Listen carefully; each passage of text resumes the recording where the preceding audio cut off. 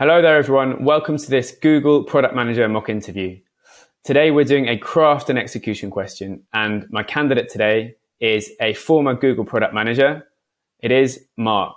Mark, thank you for being with us today. How are you doing? Good. Tom, thanks so much for having me, and thanks everyone for joining.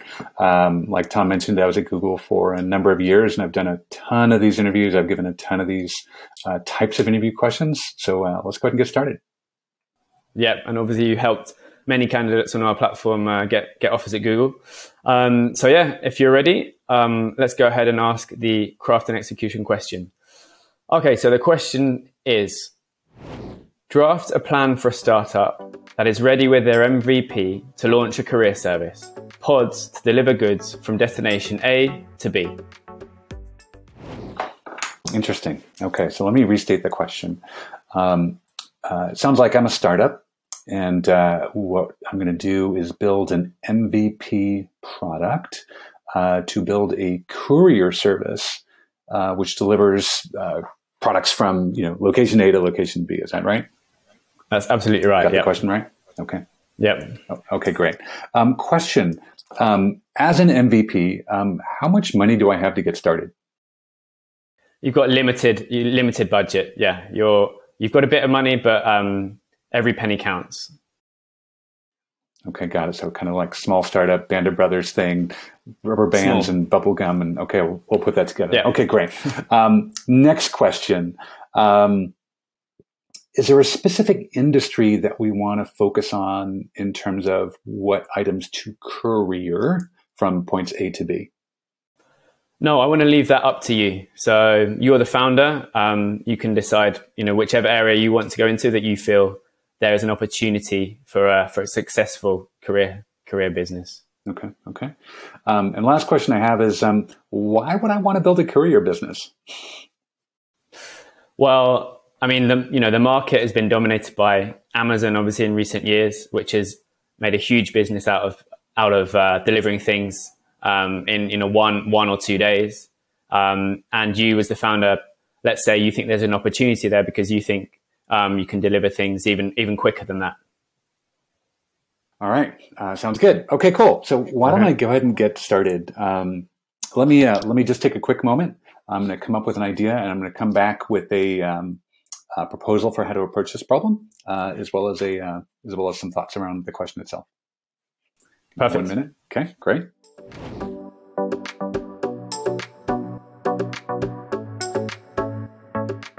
Okay, so I think I have a way that I want to approach this question, and I'm going to use a kind of a classic business strategy framework. I'm not actually going to design a product per se, but what I'm going to do is design a little bit of a strategy that will help us answer this question. And my strategy is going to fall into a number of parts. First part, we're going to look at business objective. What do we want to do, and what do we accomplish, and how do we know we're going to win? Number two is I'm going to generate some solutions that can actually achieve that business objective. The third thing I'm going to do is I'm going to kind of walk through each of those solutions, kind of the pros and cons that each of them provide. And then the last thing I'm going to do is I'm going to conclude. I'm going to make a decision and say this is the kind of product we should start with. And then lastly, I'm going to do a little bit of debug on the own solution set here. Sound good? Sounds perfect. As is often the case with craft and execution questions, this was somewhere between a product design question and a strategy question. And so it can be a good idea to check in with the interviewer and see which direction you should take it in. Mark does well in fishing for more information around the problem and building up more of a context. He then goes on to give me a very clear outline of his answer, showing he's approaching the problem in a structured way. Okay, great. So let's talk about business objective. So I'm a small startup. I've got limited budget. I've got limited resources.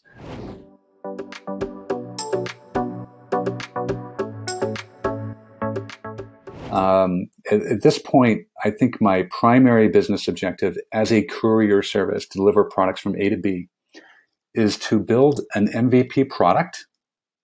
I want to get some happy customers. That's how I know I'm going to be successful. And there's going to be some things that I'm going to do to kind of limit my costs and limit my exposure and be able to demonstrate this proof of concepts. One of the key items I want to focus on is by limiting a geographic market. right? So I could offer a courier service which is nationwide or international, but the first thing I'm going to do is I'm going to set up a small local example. I live here in the San Francisco Bay Area, and I'm going to make it even smaller than that. I'm going to set it up in San Jose, which is pretty close to where I live. So we're going to start a small courier service in San Jose to kind of limit the scope. And then the next question is like, okay, what is it that we want to actually deliver? And here's where I'm going to go into a range of solutions. So again, if my business objectives are launch a product, have happy customers, and show proof points for scalability. That's kind of how I'm going to demonstrate that I'm going to make this work.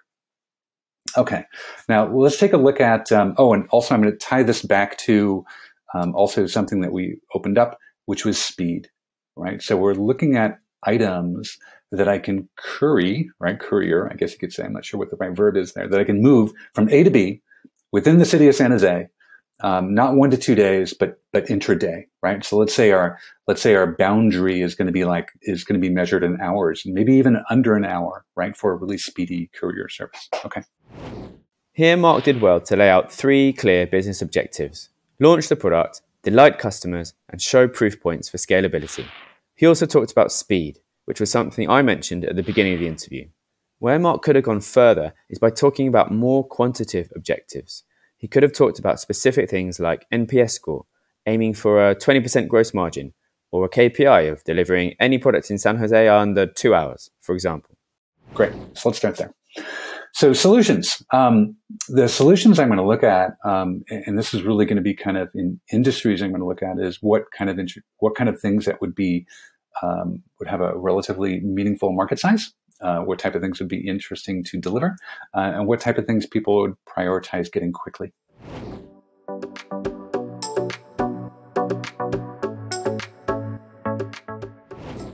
And when I think about that, I really kind of come up with a number of different areas, and I'll kind of walk through them each in turn.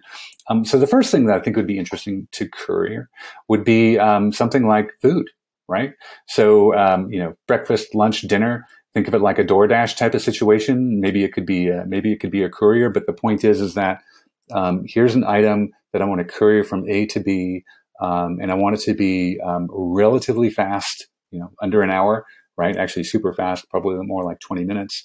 And that's an area because I know people would value it, right? I know people would go after this every day, and people would value that, and I could demonstrate a courier service. That's kind of like idea number one. Idea number two would be courier something like documents, like legal documents. San Jose is a pretty big city.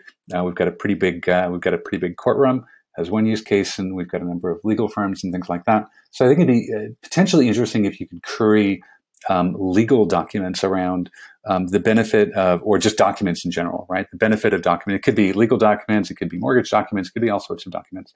The benefit there is one, existing services like the mail or like FedEx or UPS take, days, right? And if it's local, you could literally deliver, a document from A to B relatively quickly. The other benefit is it's lightweight, which means I don't have to have a bunch of expensive equipment. I don't need a bunch of things to actually curry papers around, but I could, create that courier service relatively quickly, relatively cheaply, and it could be better than some alternatives. The third area I'd like to propose is just an area where perhaps it's a shop local type of concept. So this really isn't about food, and it's not really about paperwork. But perhaps it's like, look, I need to get something from Home Depot, but I can't go. Right? I've got some problem with my kid, or if my dog is at the vet, or something like that. I can't go. Right? But if it's something I can shop online and get, and then actually have someone courier that to me, that could be really interesting. Right? It's kind of like the inverse of the buy online, pick up in store. This is kind of like the buy online, bring it to my house real fast. I don't think I can make an acronym out of that, but I think that could be an interesting idea. And I think it could be an interesting way, certainly it would be competitive with Amazon, certainly be very, very fast, and certainly something you could charge a premium for. I'm actually not sure anything exists there. Anyways, so there we have kind of 3 types of solutions in our courier. So one is we could courier food. Second thing is we can courier documents. And the third thing is we could courier objects that are kind of bought in stores. Mark gave a good set of solutions. 3 solutions tends to be the magic number. It gives you the opportunity to explore a few different routes, find flaws in a couple, and settle on one. Mark's solutions weren't particularly original, but that's okay. He showed that he could propose sensible and realistic options. To make the answer more comprehensive, he could have also talked more about alcohol and cannabis, which are huge markets in the courier space. So what I'm going to do now is kind of prioritize and conclude on which one of those businesses would be a good one to go in. So again, if we look at our kind of our metric of, look, we want something that consumers would love. We want something that would be fast. We want something that would be probably differentiated and interesting. If we kind of look at those in terms of metrics, and we'll kind of walk through each one. So number 1 item, food. Actually, I think it's interesting. I think consumers will find it valuable. Definitely speed is a priority. But there's an interesting problem with that, and that market substitute already exists for that, right? So you've got services like Grubhub or things like that already exist, right? So actually, I'm creating a courier service, but I'm not actually creating something new. I'm not actually creating value. So actually, I'm just going to dismiss that as a business opportunity because it's a good idea to courier things, but I'm not really creating new value. The second item about couriering documents, this one I think is really interesting, right? Because it clearly competes with, FedEx and UPS, and this is not an area that's Amazon in, but in a way, and it would be easy to set up, but in a way, it's kind of the seeds of success are also pretty small, which is that, the amount of people actually transferring documents, like, has probably been declining since the 1970s, right? This is not a growth business. People aren't saying like, hey, send this document to me, right? I mean, you have like DocuSign, a number of other documents companies which are rapidly increasing. And so actually it would be a way to get into a market that is fundamentally shrinking over time. So actually I see like there could be a real value here, but I'm not actually sure it's a growth business. The third idea about going after kind of the buy online, bring it to my home idea in a very quick turnaround, I think actually that is interesting, however. So that actually could be a courier service, because I could see a number of cases where people are rushed, people in a hurry. It would be clearly differentiated from Amazon because you're actually buying from local stores and shipping it to your house. You're also clearly differentiating from Amazon because it's fast, right? It's not 2 days, it's next day. You buy something, it's there in an hour. And I know some of the services exist for like cannabis and alcohol, but like if you can make it like broad brush for pretty much anything, I think that could be really interesting for a use case. And again, I think picking a small local market, like San Jose or any small local market, you could probably have a very limited budget, very small fleet of people, very small local budget to basically test this product, get an MVP out the door, and test to see if there's some business viability and learn from the first experience. Okay, so my conclusion is I pick item number 3. And just to throw a couple of quick darts at my own solution here. So something I haven't done in considering this MVP, obviously I haven't done a broad competitive analysis, 1, 2, I haven't done, deep market analysis to see if consumers would actually want this feature, how much they'd really pay for it, right? I actually have no idea what the margins of this would be, like if it's profitable, like if you want a tube of toothpaste, but it costing you $9 to get there, it's like, I'm not really sure if people do that. So I imagine there's a lot more finesse still waiting there to happen. And probably a number of other issues as well too. But anyways, that's a quick exploration of this question. So there we have it. You should always conclude your answer by recommending one of your solutions. If you're not sure which one to choose the one that you think there would be more of a clear market for. As Mark does here, it's always good to debug your solution too, mentioning its limitations and areas that you didn't get to talk about. It's also important that the conclusion ties to the business objective that you laid out earlier in the answer. Okay, yeah, that sounds good. I want to ask you, in your plan, how would you market this product?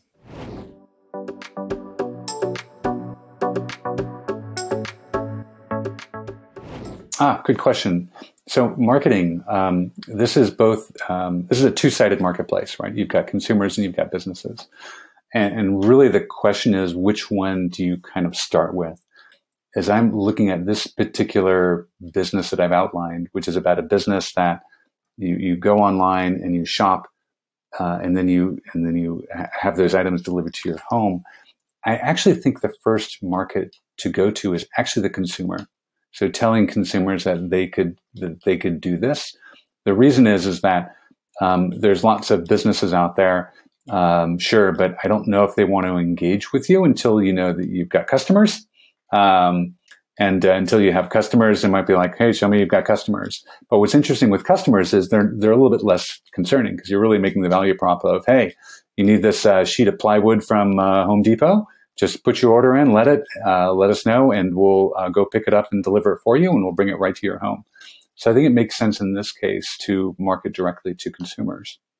Now, there's another interesting part on this, and this, again, goes to kind of budget and constraints, which is we said we wanted to pick a local market, right? So that's one of the nice things about online advertising. That'd be a big part of my marketing program, which would be about using local ads and using local networks to advertise for local people, right? So obviously I'm not going to advertise to people in New York and LA and things like that. So this is going to be something that I want to advertise to consumers in San Jose. I probably want to pick specific demographics, right? And figure out what demographic is interesting, right? Maybe I discover over time that it's like 25 to 45-year-old women that are my sweet spot because they're in a really interesting case where they're just super busy and they have to get things. And that's my target audience. So I could target that audience with those specific messages. And then over time, as I build the business, then I would want to have marketing and relationships with small businesses to have more of a closed loop experience and to increase margins of the business. Mark could have included marketing in his original plan. Here, he talked about consumer versus business and focusing on local. These things tie together sensibly and coherently. Okay, yeah, that makes a lot of sense. And finally, what do you think the main risks are with this product?